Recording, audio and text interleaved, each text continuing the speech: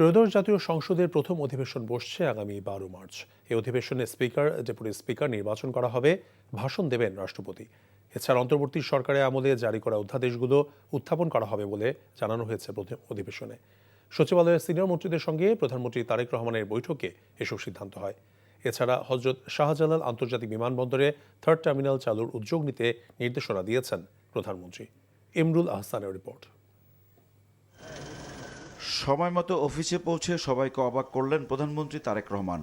সপ্তাহের প্রথম কর্মদিবসে সকাল 9টা 5 সচিবালয়ে যান তিনি।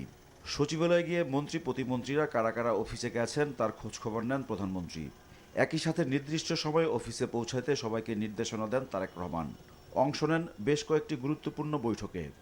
সিনিয়র মন্ত্রীদের সাথে বৈঠকে সংসদ অধিবেশন নিয়ে বিস্তারিত আলোচনা হয়। সিদ্ধান্ত হয় রোজার মধ্যেই বসবে ত্রয়োদশ সংসদের প্রথম অধিবেশন। প্রধানমন্ত্রীর পরামর্শক্রমেই সংসদ অধিবেশন আহ্বান করবেন রাষ্ট্রপতি। সেটা নির্ধারণ হয়েছে 12 তারিখে মার্চের সংসদ অধিবেশন আহ্বান করা হবে এবং সেই অধিবেশনে কি কি কর্মসূচি থাকবে, কার্যসূচি, অর্ডার অফ দি ডে, সে বিষয়ে আলোচনা হয়েছে।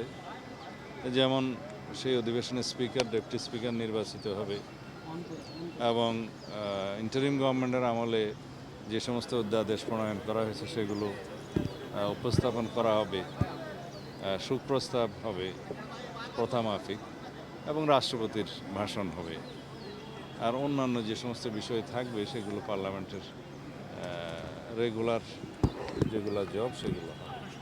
পুলিশের উচ্চ পর্যায়ে রদবদলের কথাও জানান স্বরাষ্ট্রমন্ত্রী। কিছু পরিবর্তন তো আসবে, একটু সময় দিলে।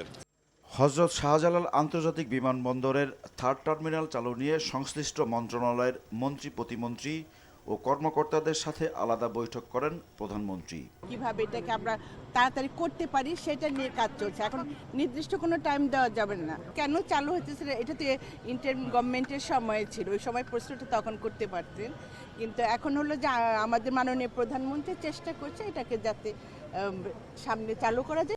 এর আগে প্রধানমন্ত্রীর সাথে সৌজন্য সাক্ষাৎ করেন সৌদি আরবের রাষ্ট্রদূত ডক্টর আবদুল্লাহ জাফর এইচ বিন আবিয়া। বাংলাদেশ সৌদির বন্ধুত্বপূর্ণ সম্পর্ক ভবিষ্যতে নতুন উচ্চতায় উন্নীত হবে বলে আশা প্রকাশ করেন প্রধানমন্ত্রী তারেক রহমান। এদিকে স্বাস্থ্য ও পরিবার কল্যাণ মন্ত্রণালয়ের মন্ত্রী ও কর্মকর্তাদের সাথে প্রধানমন্ত্রীর বৈঠকে সুস্বাস্থ্যের বাংলাদেশ গঠনে বিস্তারিত আলোচনা হয়। Imrul Ahsan, NTV news, Dhaka.